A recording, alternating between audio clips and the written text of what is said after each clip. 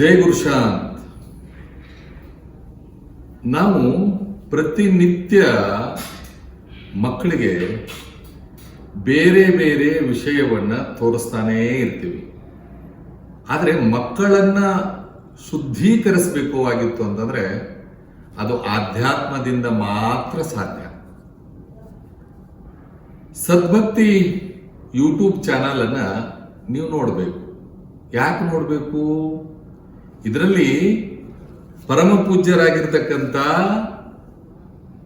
ಜಗದ್ಗುರು ವೇದಾಂತಾಚಾರ್ಯ ಶ್ರೀ ಮಂಜುನಾಥ ಭಾರತೀ ಮಹಾಸ್ವಾಮಿಗಳು, ಶ್ರೀ ಗೋಸಾಯಿ ಮಹಾಸಂಸ್ಥಾನ ಮಠ, ಶ್ರೀ ಭವಾನಿ ದತ್ತಪೀಠ ಬೆಂಗಳೂರಿನ ಪರಮ ಪೂಜ್ಯರು ವಿಶ್ವಕ್ಕೆ ಬೇಕಾಗಿರುವಂತ ಒಂದು ಅದ್ಭುತ ಕಾರ್ಯವನ್ನು ಮಾಡಿದ್ದಾರೆ. ಸ್ವಾಮಿಗಳಾದವರು ಏನ್ ಮಾಡಬೇಕು? ಮಠ ಕಟ್ಟೋದು ಅಥವಾ ಅನೇಕ ಕಟ್ಟಡಗಳನ್ನ ನಿರ್ಮಾಣ ಮಾಡೋದು ಅಷ್ಟೇ ಅವರ ಕೆಲಸ ಅಲ್ಲ. ಜನರ ಮಟ್ಟವನ್ನ ಕಟ್ತಾನಲ್ಲ, ಅವನು ನಿಜವಾದ ಸನ್ಯಾಸಿ. ಆ ಕೆಲಸವನ್ನ ಪರಮ ಪೂಜ್ಯರು ಮಾಡ್ತಾ ಇದ್ದಾರೆ.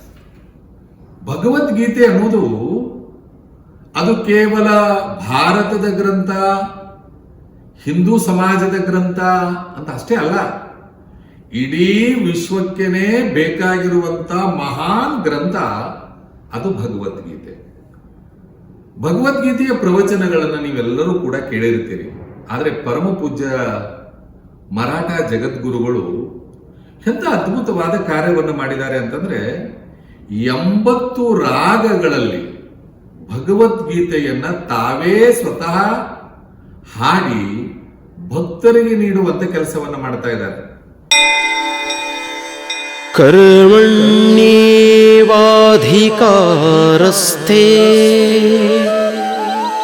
ಮಾ ಫಲೇಷು ಕದಾಚನ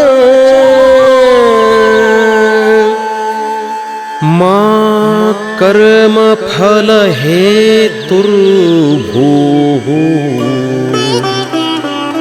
ಮಾತೆ ಸಂಗೋಸ್ತ್ವ ಕರ್ಮಣಿ.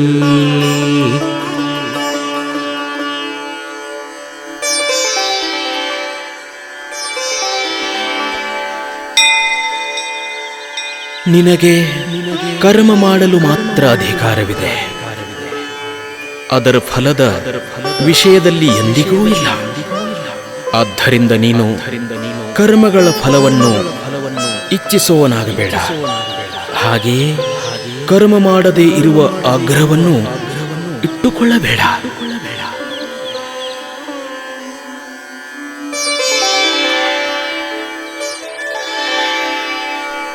ಒಂದು ಭಾಷೆಯಲ್ಲ, ಸಂಸ್ಕೃತ, ಕನ್ನಡ, ಹಿಂದಿ, ಮರಾಠಿ ಈ ಎಲ್ಲ ಭಾಷೆಗಳಲ್ಲಿ ಇವರ ಪ್ರವಚನವನ್ನ ನಾವು ಕೇಳಬೇಕು.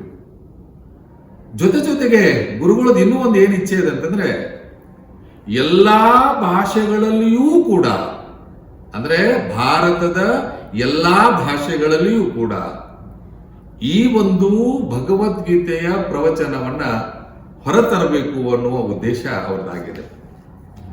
ಈ ದೇಶದ ನೆಚ್ಚಿನ ಪ್ರಧಾನಮಂತ್ರಿ ನರೇಂದ್ರ ಮೋದಿಜಿಯವರು ಕೂಡ ಇವರ ಪ್ರವಚನದ ಆ ಒಂದು ಸಂಪೂರ್ಣವಾದ ವಿಚಾರವನ್ನ ಕೇಳಿ ಸುಮಾರು 1.5 ಗಂಟೆ ಮಾತಾಡಿದ್ದಾರೆ ಅಂತಂದ್ರೆ ನಾವೆಲ್ಲ ಮೆಚ್ಚಲೇಬೇಕಲ್ಲ.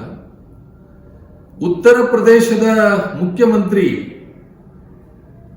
ಯೋಗಿ ಆದಿತ್ಯನಾಥ್ ಅವರು ಇವರ ಪ್ರವಚನವನ್ನು ಕೇಳೋದಷ್ಟೇ ಅಲ್ಲ, ಇವರ ವಿಚಾರವನ್ನ ಒಪ್ಪಿಕೊಂಡಿದ್ದಾರೆ.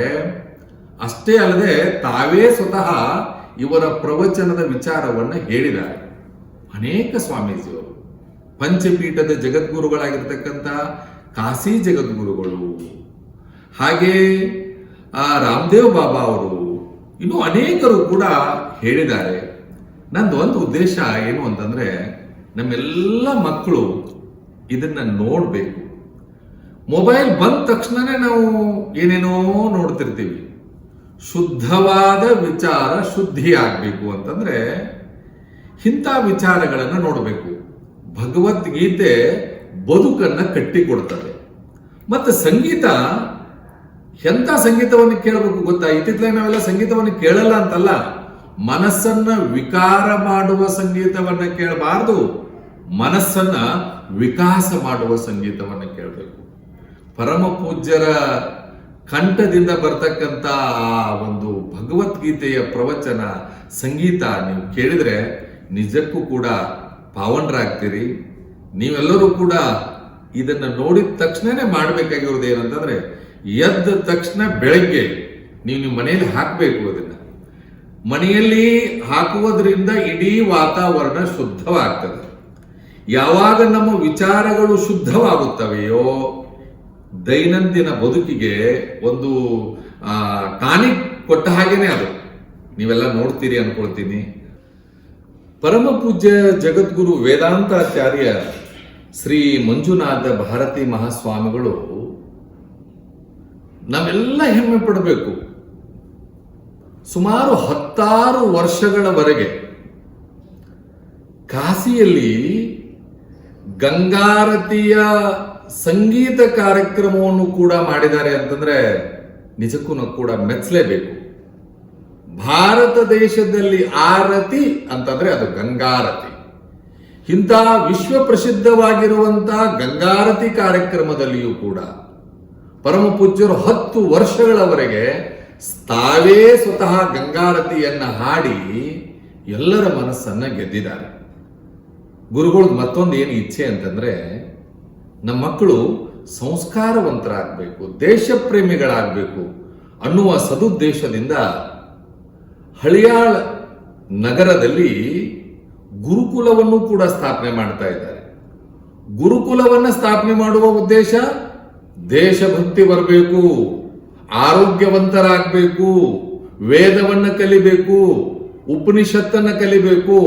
ಅಷ್ಟೇ ಅಲ್ಲ, ಬದುಕನ್ನೂ ಕಟ್ಟಿಕೊಡುವ ವಿದ್ಯೆಯನ್ನು ಕೊಡಬೇಕು ಅನ್ನೋದನ್ನ ಪರಮ ಪೂಜ್ಯರು ಆಲೋಚಿಸಿ ಈಗಾಗಲೇ ಶಂಕುಸ್ಥಾಪನೆಯನ್ನ ಮಾಡಿದ್ದಾರೆ. ಗುರುಕುಲವನ್ನೂ ಕೂಡ ನಾವು ಆದಷ್ಟು ಬೇಗ ನೋಡೋಣ. ನಮ್ಮ ಮಕ್ಕಳು ಅಲ್ಲಿ ಆದರು ಅಂತಂದ್ರೆ ಇನ್ನೂ ಹೆಚ್ಚಿನ ವಿಚಾರಗಳನ್ನು ತಿಳ್ಕೊಳ್ಳಿಕ್ಕೆ ಸಾಧ್ಯ ಅನ್ನೋದನ್ನ ಈ ಸಂದರ್ಭದಲ್ಲಿ ಹೇಳಲಿಕ್ಕೆ ಇಚ್ಛೆ ಪಡ್ತೇನೆ. ಪರಮ ಪೂಜ್ಯರು ಇವತ್ತು ಬಹಳಷ್ಟು ಶ್ರಮವಹಿಸಿ ಈ ಕಾರ್ಯವನ್ನು ಮಾಡಿದ್ದಾರೆ. ರಾಷ್ಟ್ರ ಸಂತರು ಅಂತ ಹೇಳಲಿಕ್ಕೂ ಕೂಡ ನಾನು ಇಚ್ಛೆ ಪಡ್ತೇನೆ. ಅಂತ ಪರಮ ಪೂಜ್ಯ ಜಗದ್ಗುರು ಶ್ರೀ ಮಂಜುನಾಥ ಭಾರತಿ ಮಹಾಸ್ವಾಮಿಗಳಿಗೆ ಇಡೀ ಕಾವಿ ಕುಲದಿಂದ ಧನ್ಯವಾದಗಳನ್ನು ಅರ್ಪಿಸ್ತೇವೆ. ಜೈ ಗುರುಶಾ.